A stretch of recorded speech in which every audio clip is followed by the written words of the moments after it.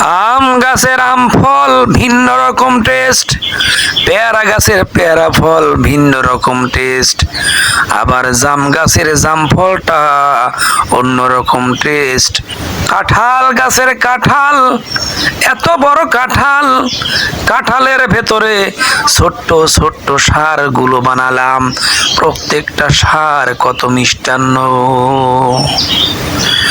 এবার তোমরা যে ফল ফলাদিগুলো খাও, তোমরা যে ফল ফলাদিগুলো খাও, এবার বলো এর একটা ফলও কি তোমাদের হাতের বানানো নাকি? তোমরা যে খাও এই ফলগুলো, একটা ফলও কি তোমার হাতের বানানো? এত খাওন খাওয়াইলাম রে বান্দা, তারপর তোরা আল্লাহকে চিনলি না, আমি আল্লাহকে তোরা চিনলি না। এরপরও যদি বলো আল্লাহ নাই, তোমাকে বোঝানোর কোনো কায়দা নাই। আল্লাহ রাব্বুল আলামিন বলেন, ওয়া ইয তা'আযানা রাব্বুকুম লা ইন শাকারতুম লা আযীদান্নাকুম ওয়া লা ইন কাফারতুম ইন্না আযাবি লা শাদীদ।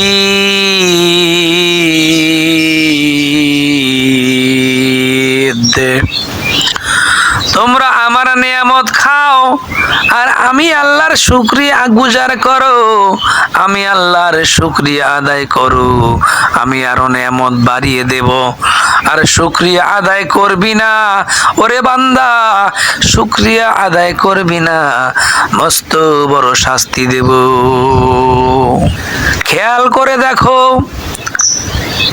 খেয়াল করে দেখো, শীতের সকালে খেজুর গাছ থেকে তোমরা কেমন করে রস পাও? খেজুর গাছের মাথা কাটলে পরে ফোটায় ফোটায় রস পড়ে কলসি ভরে যায়।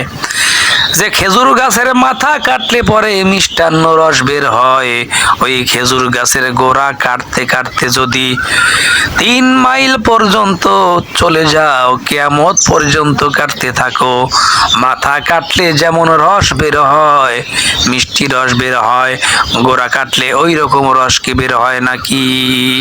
আর একটা গাছ, ডাব গাছের 30 হাতের মাথায় আমি আল্লাহ রাব্বুল আলামিন তোমাদের জন্য মিষ্টি ভেজানো শরবত রেখে দিলাম। ক্লান্ত হয়ে পড়লে তোমরা ডাব গাছের ডাব পেড়ে খাও, শুধুমাত্র ওই মিষ্টি ভিজানো পানি খেয়ে তোমাদের পেট ভরবে না। এই জন্য আমি আল্লাহ রাব্বুল আলামিন তোমাদের জন্য ওই ডাবের ভেতরে হালুয়া রুটিও তোমাদের জন্য রেখে দিয়েছি। আমি কত ভালোবাসি তোমাদেরকে। ওয়া ইন তাউদ্দু নি'মাতাল্লাহি লা তুহসুহা। আমার নেয়ামতে যদি তোমরা গুনতে থাকো, গুনে গুনে আমার নেয়ামত শেষ করতে পারবে না। ওয়া রাহমাতি ওয়াসিয়াতু কুল্লা শাই। আমার রহমত, আমার করুণা, আমার দয়া, আমার ভালোবাসা তোমাদের চারপাশ ঘিরে রেখেছে।